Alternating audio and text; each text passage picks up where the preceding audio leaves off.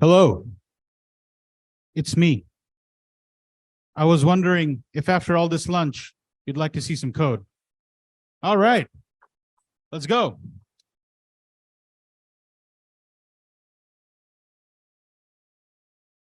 So listen, some of you might have a pandas problem, but now you're going to have a polars problem. Please welcome the next speaker, Luca Baggi. I know polars is fast, but my data pipelines are written in pandas.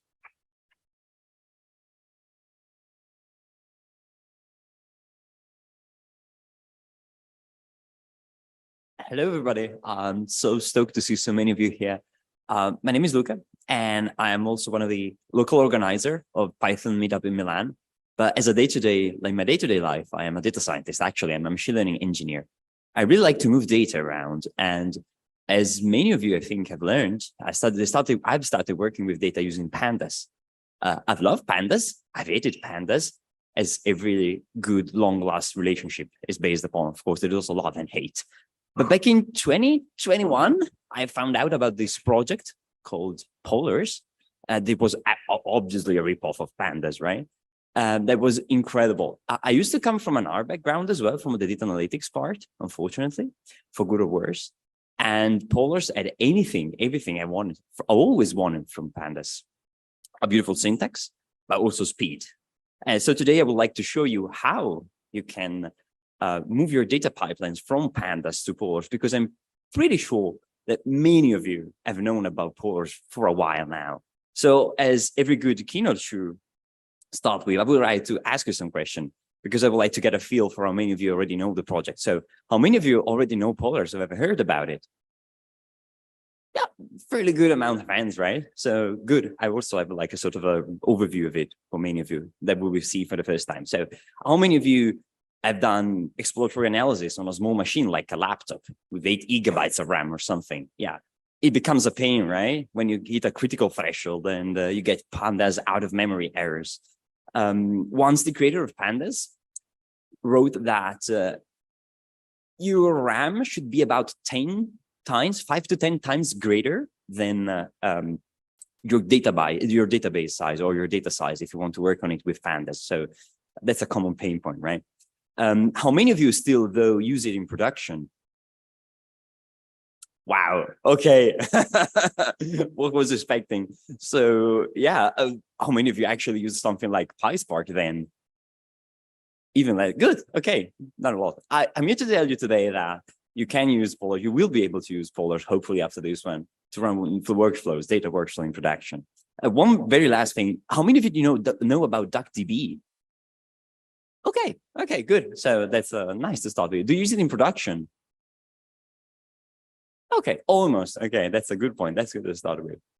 I hope I can satisfy all of these questions, because I think the public is really heterogeneous, and I'm glad I can try to strike the balance. So today we're going to cover the improvements that have been going on recently since pandas development, but why also, that's the key point, we should use polars. Why should we use polars, right? We've had enough of bears, okay? There was also koalas for a certain point. Definitely not going to go that laying down again.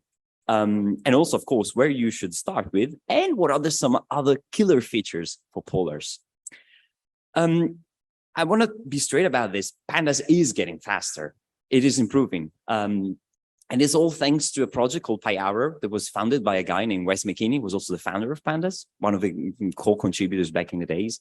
And at a certain point, he realized that what was lacking was not like an API problem, was more of a data representation problem. So he founded this project named PyArrow, actually Apache Arrow, and that has an interface in Python called PyArrow. Arrow at its core is a memory format, which means that it is a compact, efficient representation of the data in memory, which means that dates are represented not as strings, but as integer objects, for example. So this makes up for a great representation, not a lot of memory to be used, and very fast computation. This is great about Arrow. Pandas has been using that since 2.0, and actually there was a sort of a pre-release on Pandas 1.5. This Arrow is great, and future compatibility will improve, because PyArrow, for example, offers a great native support for nested data types. So with PyArrow-backed data types or data frame libraries, you can work on, say, columns that are lists made up of lists of objects. The great thing about Arrow, though, is that being a protocol of something that lives in memory, you can exchange data between libraries and programming languages that speak Arrow. And this is a killer feature that enables seamless cooperation most of the time between libraries such as Polars, Pandas, DuckDB, anything that uses Arrow can speak with other, even across different languages. So you could have a pipeline that starts and reading something using, I don't know, a library and then end up on the other one, but also a different language. Arrow has another nice thing. It is called Acero, which is a query engine, another piece of the puzzle. So you have an efficient memory representation, and you have a computer engine that can perform efficient data operation on the data. And Pandas has been tapping into this potential since at least version 2.0. And will do more and more because at least since from version 3.0 that is due next year, PyArrow will become a mandatory dependency in Pandas. This made it possible for Pandas to unlock new potential and use, for example, more efficient data types. We cannot exclude it in the future. We will see Pandas with decent support for nested data types, just so getting rid of objects columns, which are very inefficient and will kill your performance. If you want to know something more, at EuroSciPy this year in Basel, Joris van die Bosch, which is one of the maintainers of Pandas, made a really great keynote about what's coming up in Pandas, but also some blog posts, for example, what's new in Pandas, for example, 2.1 that was made possible with this Arrow integration. And so you might say, okay, all is good and well, but why then would you make a case for polars? And I'm here to tell you that, yes, of course, Pandas is leveraging PyArrow for the memory representation for some readers, for example, to read CSV or Parquet file in memory with lots of efficiency and multiprocessing. And it is also, up to a certain extent, using some Acero operations. The point is, not all of Pandas is compatible with Acero. Not all of Pandas is using Acero for every operation it does, even though it is using the Arrow data types or will be using the Arrow data types. The code so TLDR, the code is still just on one thread and not optimized. If we're writing df.filter after a selection, for example, or the operation order will matter and will impact your performance. And this is where Polars comes out. Polars uses all cores on your machine because it's written in Rust, so it has just like goes well beyond the GLOC. And it optimizes queries. And this is not trivial, okay? What happens in Polars is that, for example, we use, so there is a query engine that understands the graph of operations that you're working with and optimizes them so that you do not need to manually tune the operations. It will perform the operation in the most efficient way, caching data where it's needed or eliminating operation where they are not needed. And the great thing about Polars is that it can work both locally and at scale, at a reasonable scale, I just say. It can replace PySpark right now, but it works wonders because it also has a streaming engine, which means it can handle data that are bigger than memory. So you could theoretically work on a 50, 80 gigabytes data set on my laptop that has 8. And this is wonderful because it will process the data in chunks. Finally, given that also Polars is using Arrow, it has great support for nested data types. It has a really complete API for working with nested data types, and it is expanding, something that you do not have in Pandas right now. But most importantly, and this is where I would like to sell you Polars on this one, is the syntax. You come to Polars for the speed, you stay for the syntax. It helped improve on so many levels and go beyond Pandas syntax on so many levels, and Pandas API was great. To start with, there are some idiosyncrasies, but whatever, Polars brought it to the next level. And Polars is production ready. I gotta tell you this one. You can just seamlessly move from your Polars code from your experimentation, exploration that you do on your laptop, even on your Jupyter notebook, and then bring it into a production environment, orchestrated with Airflow, for example.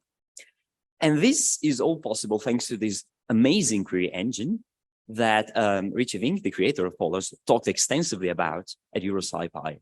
It was really intelligent, really clever to see that basically he came up with a way to say, guys, there is like a huge amount of research on how to handle data because relational databases have been going on for like 4 decades at least. So how to implement an algorithm that performs a group by operation is basically a problem that is solved now. And he hooked all of this knowledge about algorithm to manipulate data with the incredible multiprocessing framework in Rust called Rayon. And basically what happens under the hood with polars is something that is called work stealing, that basically whenever a core is not using 100% of its capacity, it will steal the work from another core so that basically almost all processes, almost all threads on your laptop, the physical threads, are working on as much data as they can. And so basically this query engine can split data in bits and small parts and work simultaneously on all of those and then materialize everything back together. This is like a key enabler. So that brings Polar's performance on a whole different level compared to pandas, even when it is using PyArrow as a backend or basically any other data frame library, barring from DuckDB, but they're both on the same order of magnitudes in terms of efficiency. How do you do that? How do you get started with polars? You just import polars as PD. Actually, no, you don't. It has a different syntax. Okay, you cannot unlock this much performance. But the syntax is kind of intuitive, right? You import polars as PL. Polars is also type annotated, so you can annotate types out of the box. I'm a huge fan of typing. I don't know how the people sitting here. And you basically see how it is to mirror the kind of operation that you would do in pandas. So with read something, you will read the object into memory. So read CSV, read Parquet. And you can also, rather than do something else, you will write something to a destination and it will become like saved to that kind of file. I highly recommend using Parquet files for ETL and data manipulation. But in case you have weird data formats, there is a way to work on that. But the great thing about polars is that it can work on the so-called lazy mode. So it does not evaluate operation on the fly, but it basically just builds a representation. So with a scan something, scan NDJSON, CSV, Parquet, you can basically tell polars that the data is there, but it doesn't have to read it all in memory at once. When you do pd.read the CSV and the CSV bigger than memory, you just get an out of memory error. With polars, and if you use it scan something, it will not be read wholly into memory. So you can handle data. This is how you can handle data much bigger than RAM. Even before then using the streaming engine, you could read a database or a data set that is much bigger than memory and perform a filter operation that will just read the bits that you actually need and will read only those into memory so that you can save up space and power for execution. You can also scan a Parquet and you can also sync a Parquet. So which means when you're using these lazy operation, data will be written sequentially in streams, actually in batches. So you will never have to read the whole data into memory if you risk going out of memory. And this is how you can start working on database with data that has much bigger sizes than your laptop. I was once talking with the head of data science at Nexi, which is a processing payment company in Italy. They handle millions, if not, yes, millions of transactions every day. And he's like, why should I use PySpark when I could just spin up an EC2 instance with 700 gigabytes of RAM and just use polars with that one, for example. And if in case you need to read something else from a whole different format, then you could just simply read it with pandas in case you need to read, I don't know, from Stata or SPSS, other files like that. And if you're using the PyArrow backend, you can simply call .pl from pandas to convert the data from pandas to polars, leveraging Arrow, and so with zero memory copy, which means that you will create a Python object, for example, in this case, which is a polars data frame, and you will also have a pandas data frame, but they will not have to copy the data.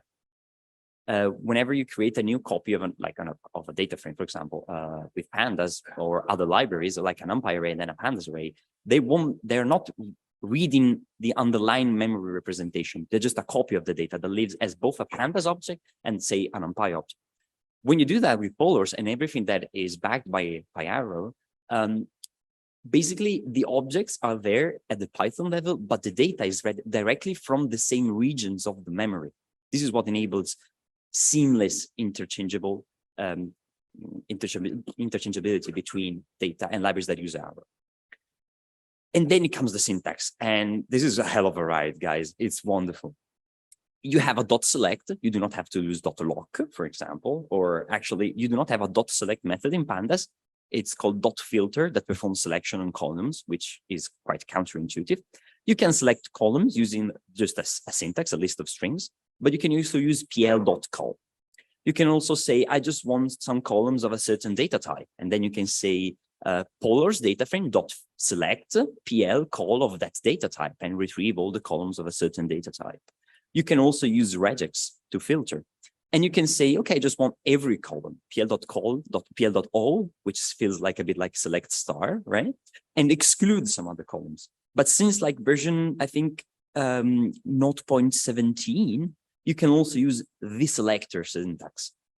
And say, for example, you select all columns that are numeric in a much more seamless way. You can also select all columns except the string ones using these algebraic notation. You can select the categorical columns. You can select date time columns of only a certain time unit. For example, suppose you have timestamp or some dates represented as hours or as days. You can only select those that are represented as days.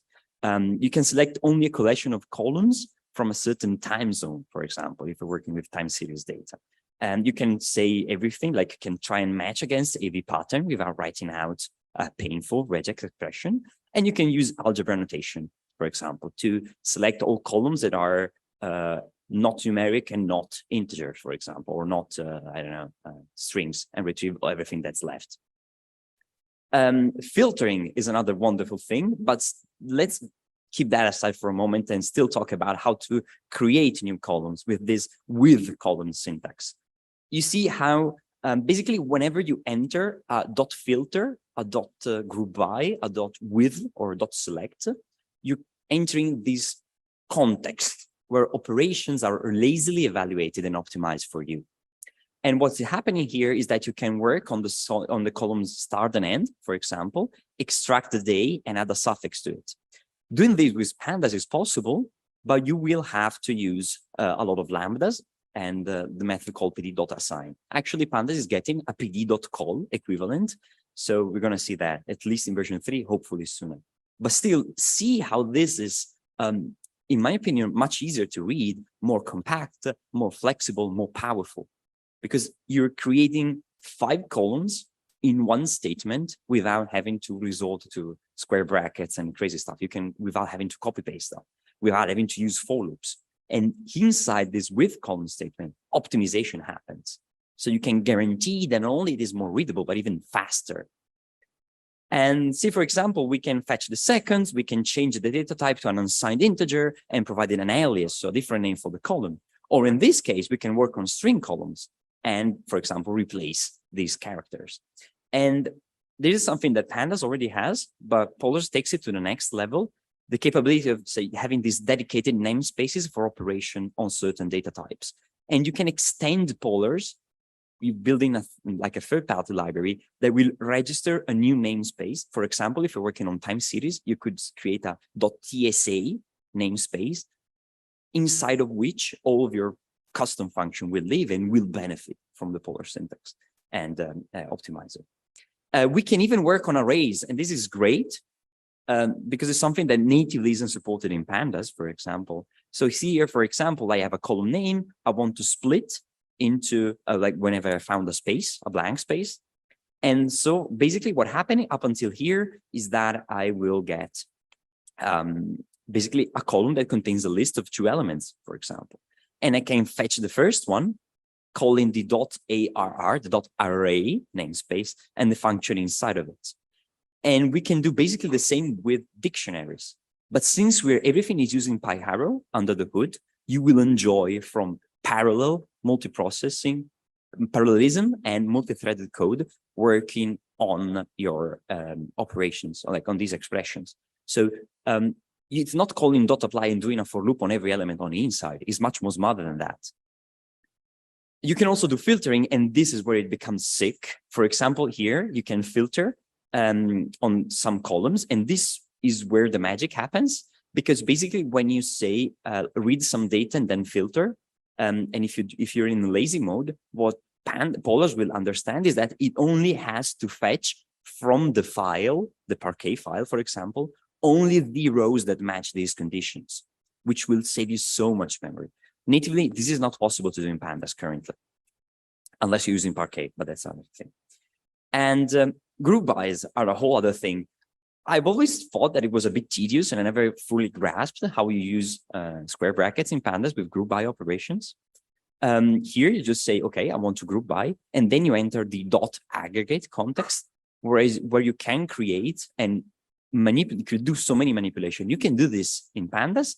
Dot ag creates like a similar namespace, and it accepts a dictionary of columns and operation that you want to perform on those. I think this is much better. And you see, because you get all of the expressiveness of polars inside this statement. So you can fetch 2 columns, compute the mean. You can fetch another column and get the unique values. You can shrink the data type if it's a numeric to have it like it become as small as you can to save up even more memory. Or you can fetch just the first element, just when you want to perform, like to get the first one, and you do not have to do any aggregation on those columns. Even better, it works on time series data. You see here, for example, group by rolling tells you that you want to, from the column DT, you want to perform an aggregation every 2 days. And this is great. You can also call window function, which are amazing to have. You can say, I want to select the minimum over those 2 columns, something you could actually do at the very beginning only with SQL. We're going to talk about SQL as well, I think, a bit. But doing this in Pandas is a bit more cumbersome. What this will return, basically what's happening here is doing a group by, but it's actually returning the results of this c.min column on every row without doing the aggregation. And this is really great when you want to compute rolling features or stuff like that, or create a design matrix or a feature matrix for a machine learning problem. But it does end here, and this is the great part. Here you start getting new stuff. For example, this show graph method will actually show you the whole optimization that happened under the hood. And if you switch optimize to false, you will see the order of operation, eager operation being executed.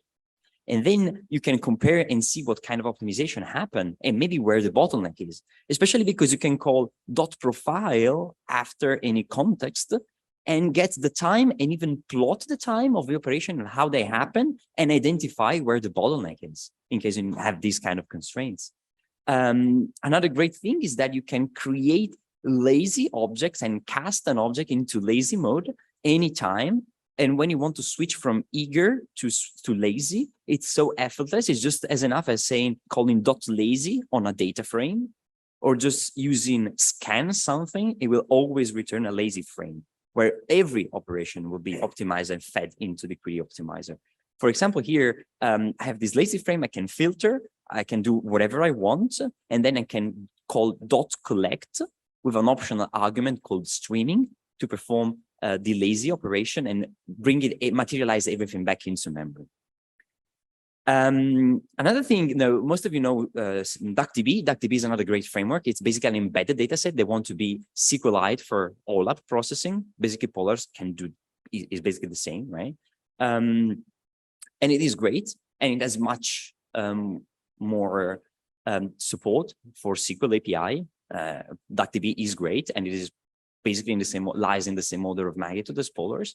But Polars can also work with SQL as well. So in case if you're interested in supporting or exposing a SQL API to some end user for them to query your data, it could work. Basically what happens is that you register, you create a new context, and you can register as many data sets like Polar data frames inside of it. And then you can just call context.execute and slam some SQL inside it, some SQL syntax. I'm not a fan of this because you do not get all of the IDE completions that you would get normally. But I get that some people prefer to write in out plain SQL. So that also works, and it is really great. Right now, the support is not great because, for example, you need to build from source this Polar's CLI. But you could technically also use Polars from your command line just to do an analysis on the fly, as much as you would do with DuckDB.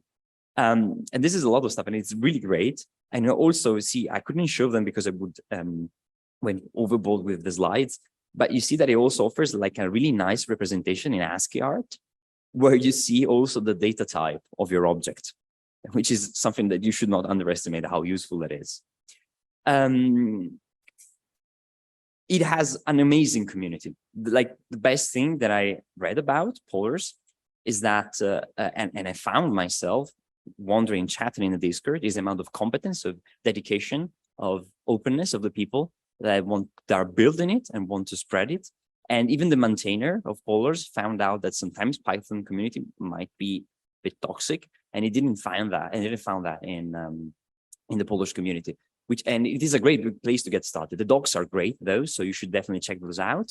And there is also a user guide to get you started, basically like a more extended walkthrough of this. But you can also jump on Stack Overflow, especially if you know something about asking the question. You can reach out to me. I will be really glad to have feedback on this because it's a new technology and we'll love to hear how you put in production. But in general, I hope to see you in Milan if you happen to pass by and organize something. I was Luca, and you can reach out to me in any case. And if you have questions, I will gladly answer those, even in private afterwards. Thank you.